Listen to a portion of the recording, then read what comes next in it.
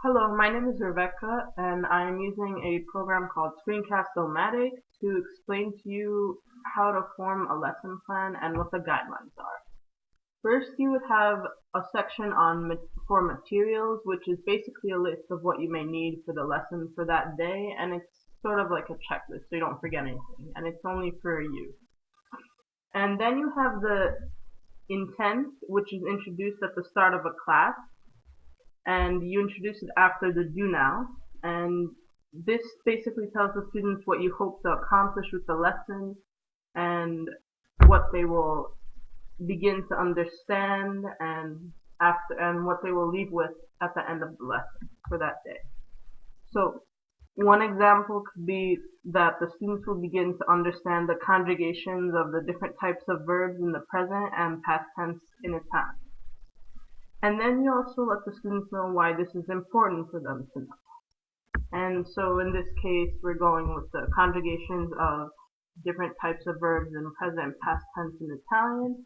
And this would allow them to begin learning the grammar of the Italian language, and then they will be able to differentiate between the present and the past tense based on the conjugations of the verbs.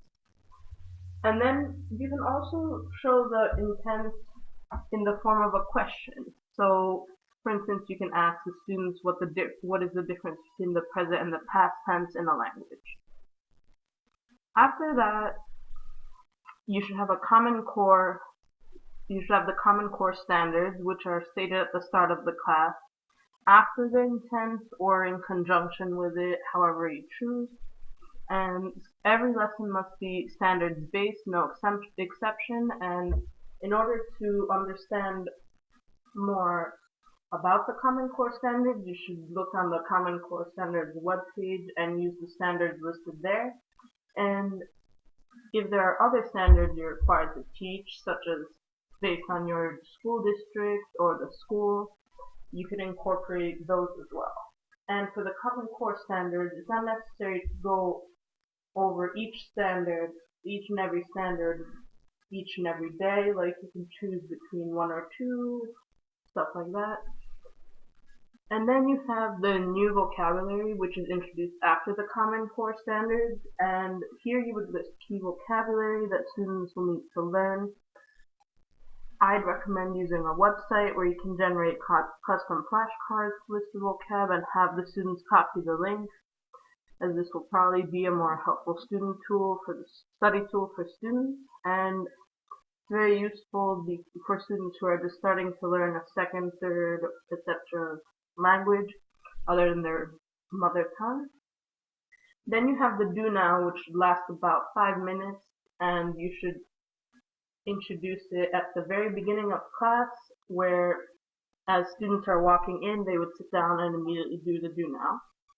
And it should attract students and be engaging and fun, and it could be a class discussion, responding in their journal, talking to a neighbor, doing a crossword puzzle, or any other type of fun puzzle worksheet.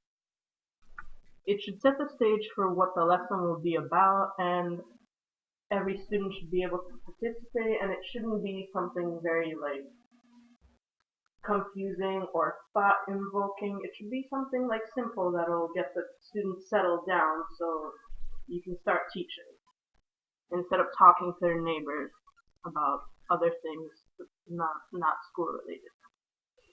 And then there's the lecture / informational lesson, which is 15 to 20 minutes, and it's a direct and explicit instruction where the teacher teaches the material directly to the students.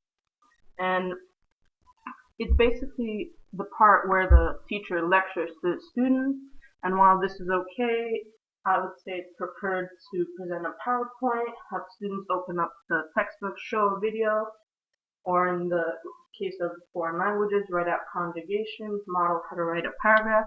Don't bore the students, essentially. You should, while you are directly instructing them, you should also engage them in some way. Even though this may be hard since you're just giving them information, don't try to just lecture to them and be in a monotone voice. Maybe try and give out a couple of jokes, say something funny that pertains to what you're teaching. I've had teachers where they said funny things to make the students laugh, and then in order to like keep them awake and like engaged and not just dozing off or thinking, when is this gonna end? Why is this so boring? Stuff like that. Then you have the student involvement, which should be 40 minutes about, and here students are given an activity to apply knowledge they learned.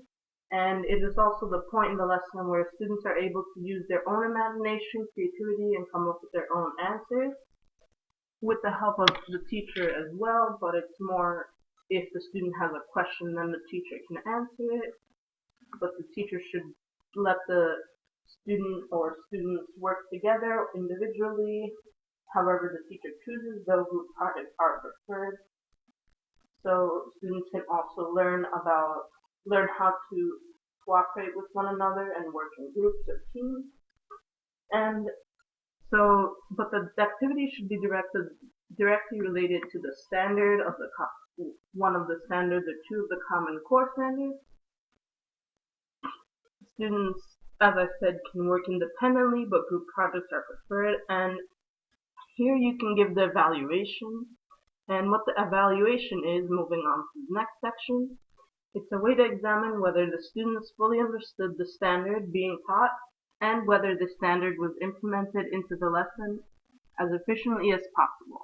As I said, it could be given out during the learning activity, which is the student involvement, and it could be major or minor. It's just something that, in my opinion, shouldn't be graded, but it should be kind of like to see where the students are at individually, but as well like as a group too, and see if the way you taught specific core standard is effective. Could it work for the other core standards? And on the other hand, like, could you improve on teaching something in a different way and stuff like that? And then you have finally the review, which should last like 5 minutes, about where the students reflect on what they learned in class. What did they learn? So what? Why is this important? And now what can they do with this information? Where do they go from here? Stuff like that. It's also an opportunity for the students to ask questions of the teacher or to ask their peers, see what the students took from the class, stuff like that. So there's the lesson plan. It doesn't have to be exact like this. This is just a guideline and structure. It's always possible that you will deviate from this guideline in some sort of fashion, whether it's due to Mother Nature, such as like the sandy storm we had, or whether it's due to adjusting yourself to the speed of your students, or stuff like that. But this is basically how you should structure your guideline because it's used today, in the present, more so than in the past. And a lot of people go by this since it's an easy way to structure your class. Thank you for listening and hope your lesson planning is successful. Thank you.